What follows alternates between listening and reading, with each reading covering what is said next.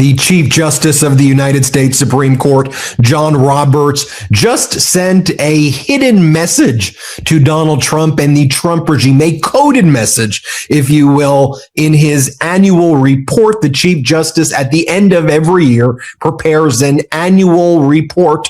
And this year, the Chief Justice was focusing on the enduring nature of the interplay between the Declaration of Independence and the Constitution, and through the dark times, through the good times, throughout all of America's history, since he says the 250 years since the Declaration of Independence. He says the Declaration of Independence and Constitution have set a framework for this country, and it will hold. But, I think if you ask me, it's a pretty weak and sheepish way. He doesn't mention Donald Trump's name once in this report. He doesn't mention the fact that the judiciary has been under assault. Notably in 2024, Chief Justice Roberts' annual report was filled with the biggest warnings, the biggest issues that the judiciary is going to face is what happens if there's an executive branch that doesn't follow our orders, and what happens if we lose legitimacy in the eyes of the people, and what happens. It was all of that, right? And, it's interesting because I think the district court judges and most of the circuit court judges have done the right thing in the Trump regime in actually standing up against the fears that Chief Justice Roberts talked about in his 2024 annual report, while the Supreme Court, led by its right-wing supermajority, has been the cowardly ones who, by and large, on about 90% of the bad decisions that they've been making, most of their Trump-related decisions have been bad, have resorted to kind of procedural cop-outs that have allowed Donald Trump to declare the status quo is whatever Donald Trump says the status quo is, versus the laws that he violated to implement the status quo. And the Supreme Court has used its shadow docket to do that. So if you read this report, it almost reads like Aesop's fables or like a parable of the cave. And it's like, dude, just explain what the hell is going on right now in this country so the American people can have some level of confidence that you get it. And rather than do this, here it is, 2025 year end report on the federal judiciary. And here's how it starts.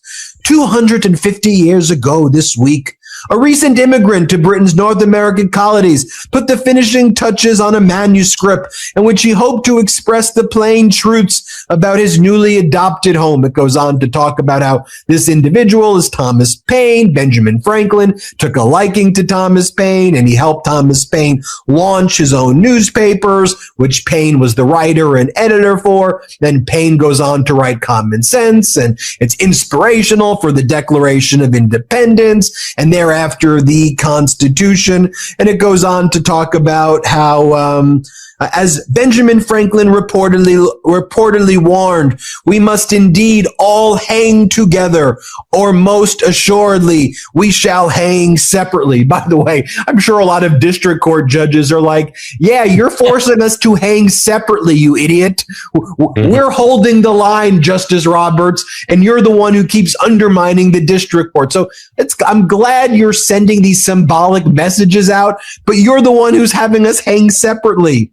A quarter of a millennium later, Roberts writes, the Declaration of Independence stands as the one of the most widely read and emulated political documents in history. Beyond the preamble, the Declaration lists 27 grievances against the king and British rule, and sets out a statement of political values based on Enlightenment principles. Well, how about those principles were no kings? And you were the one who granted Donald Trump absolute immunity, which Donald Trump is continuing to abuse right now, just as the three liberal justices during the absolute immunity oral argument warned exactly he would. But you were like, oh, but we got to worry about what if we chill the authority of the executive? They'll be too scared to do their job. Yeah, most presidents other than Donald Trump were not as scared to faithfully execute the laws that they were entrusted with. It's kind of rarely and uniquely Donald Trump is the one who's so scared about faithfully executing the laws and violating them because he continues to violate them. The report by Roberts goes on to talk about how if you open the U.S. Code today, you'll find the text of the Declaration of Independence on the first page. And this may come as a surprise to some readers. But as Justice Scalia observed, the Declaration consists of aspirations and philosophizing that do not lend themselves to prescriptions of enforcement. I don't know. I mean, they seem to be pretty prescriptive in many senses. Then it goes on to say the connection between the Declaration of Independence and the Constitution cannot be clearer when it comes to the judicial branch. The Declaration charged that George III has made judges dependent on his will alone. And then it says that the Constitution goes on to enshrine this judicial independence. Then it goes on to talk about at the end, as we approach the semi-quincentennial of our nation's birth. Dude, just say 250 years. In the words of Calvin Coolidge, spoken a century ago on the occasion of America's sesquicentennial, amid all the clash of conflicting interests, amid all the welter of partisan politics, every American can turn for solace and consolation to the Declaration of Independence and the Constitution of the United States with the assurance and confidence that those two great charters of freedom and justice remain firm and unshaken. True then, true now, signed, Chief Justice John Roberts. I want to bring in Harry Littman of the Talking Feds YouTube channel, the Talking Feds Substack. Harry, he's one of the guys who's shaking it. He's one of the guys eroding the foundation of those documents, this absolute immunity ruling. So it seems like this is more, he's sending this message to Trump as though Trump's even going to read this thing, number one. But number two, this seems to be more like therapy for himself. Like, I'm good, right? Like I'm good, right?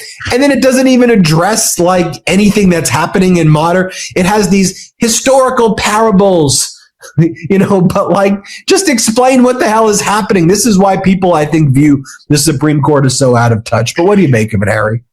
Look, your cynicism is more than warranted. The long list, we talked about the 27 articles of accusation against King George. They're much longer than that against the supermajority. It's all true. On the other hand, these reports and these documents are typically dry as dust and end of year about, the business of the courts, why more money is needed, why it's not nice to threaten. That was the big, sort of statement before, federal judges' lives, all true. This is an unusual document. We got to start there. Now, it is the 250th anniversary of the Declaration, not the Constitution. That's why we have that word that I'm not sure I could pronounce, so I'll shy away from it. But so there's a reason. But the whole literary quality of, and it all leads to Thomas Paine, really the embodiment of the rights of the people as against the government. He could have been making this paean to the great, structures and the need for separation of powers and executive principles. This is really again and again about the people. And this is the court that after 49, bad decisions, and you're so right about the total abomination of the immunity opinion, came through in a pretty major way just a couple weeks ago in Trump versus Illinois. I'm not suggesting some big conversion, but the music here is really enlightenment driven people and people's rights, as opposed to something about government and government structure. And one more thing, it's not too normal to see Calvin Coolidge quoted in current modern day. He's a pretty obscure president, but how's he quoted? As the words you say, to me, they are, you cannot read them without knowledge of the last, not just year, but even dating back to 2020 and the obvious insurrection. So, amid all the clash of conflicting interests, amid all the welter of partisan politics. Now, yes, you and I would say welter of partisan politics. You mean one part trying to uphold the rule of law and another, in the partisan politics, trashing it, lying, etc. But I don't see what that means except some reference to what's going on. So I'll just say the tone of it, the emphasis on the Thomas Paine vein of American democracy, and the few references to me. Now, you may not credit it, but I think that, this can be read as saying, we know the difference when the whole Constitution and actual Declaration of Independence are on the chopping block, and we will stand up. Maybe a promise they won't keep, etc. But I found the tone of it surprising, especially, again, he generally and chief justices generally in these end of year reports are so, dry as dust. And this was like elegiac, right? So, maybe I'm a little bit starry eyed at the beginning of the new year. I'm going to also lose 10 pounds and read 300 books this year. But I can see this report as meaning to at least be balanced and communicate an understanding that when the chips really are down, as Trump clearly would make them if he can, the court knows the difference between flushing the Constitution down the toilet and standing up against him. Maybe. Too cute by half for me, Harry. Just say, fair enough. Just say F you, authoritarian. We know what you're up to. cut the crap, and we're not going to be doing this shadow docket shit anymore. That's how. Yeah. I mean, but the reality is that these are urgent times. Yeah. And I think why someone like Governor Newsom breaks through with the way his social media is he's just out there saying, F this guy, F this, we're not supporting tyrants. This guy's a dictator. Here are the issues, and in his own way and in a different way, why someone like a Bernie or a Mamdani or an AOC are resonating with you, because they're saying, here's what's happening. Let me explain it to you, and I think the frustration people have, it's putting it lightly, on the one hand is people who are treating this like these poetic, flowery, normal norm. Like, dude, we've got a guy who just ripped down the freaking east wing of the White House to build a golden ballroom, who rolled out a red carpet for Vladimir Putin and made. Where do you see the arch? The great arch. Doing an arch in 2 months. He's making our military bend on their knees for Putin. He's bragging about cognitive exams, and you're doing some ode to freaking Thomas Paine, common sense, and the semi-quintessential perennial. It's like, dude, just speak freaking normal to me and tell me what the hell is going on. I mean, that's just their freaking reality. Like, look, Harry, you and I could speak like that. Like, you want me to go and I could write like that. I can speak like that. But you don't have to. And I don't have to because that's not what we're freaking dealing with. And maybe in my advanced poetry, legal, philosophical class that I'll teach one day in the future when times are normal, I'll do that. But right now we got to deal with what we're dealing with. Harry, I'll give you the final word.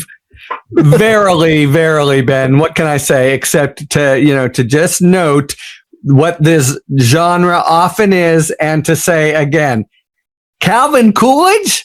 So anyway, maybe hope springs eternal, and it will. Everything you say, of course, the president is irredeemable. I'll just say Trump versus Illinois could have gone the other way. So not completely redeemed, but is there some effort to say, when push really comes to shove, we've screwed you all the way along, but the Constitution's not a suicide pact? Maybe. I'll go with maybe. Well, you go with NFW, and let's bookmark this conversation and bring it back in a year. Yeah, a disclaimer for our audience: Harry Littman clerked for 2 Supreme Court justices. Thanks everybody. Make sure you subscribe to Harry Littman's Talking Feds YouTube channel, Talking Feds Substack, and Talking Feds podcast. Harry really did clerk for 2 Supreme Court justices. Harry's credentials they don't get credentials like that. That's why I get my legal news from Harry. You should all go there as well. Go look up the Talking Feds podcast, Talking Feds Substack, and Talking Feds on YouTube. Thanks, Harry. Thank you. Happy New Year, Midas Mighty. Want to stay plugged in? Become a subscriber to our Substack at MidasPlus.com. You'll get daily recaps from Ron Filipkowski, ad-free episodes of our podcast, and more exclusive content only available at MidasPlus.com.